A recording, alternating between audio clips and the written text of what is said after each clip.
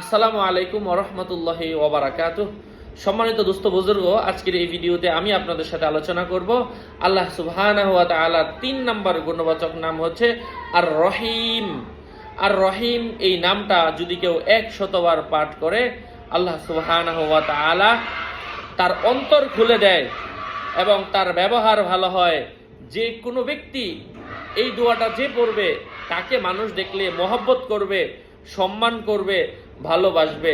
কোনো গাছের গোড়ায় দাঁড়িয়ে, ফলদার গাছের গোড়ায় দাঁড়িয়ে অথবা ফলহীন কোনো গাছের গোড়ায় দাঁড়িয়ে এই দোয়াটা ১০০বার পাঠ করলে আল্লাহ সুবহানাহু ওয়া তাআলা যদি ওই গাছে ফল থাকে ফলের মধ্যে বরকত দান করেন, আর ফল যদি ওই গাছে না হয়ে থাকে আল্লাহ পাক ওই গাছের মধ্যে ফল দান করেন। আরও আপডেট পেতে, আল্লাহ তাআলার গুণবাচক নামগুলো নিয়ে ভিডিওগুলো পেতে আমার সাথেই থাকবেন। সুস্থ থাকবেন, ভালো থাকবেন। আসসালামু আলাইকুম ওয়া রাহমাতুল্লাহ। চ্যানেলটি সাবস্ক্রাইব করতে ভুলবেন না।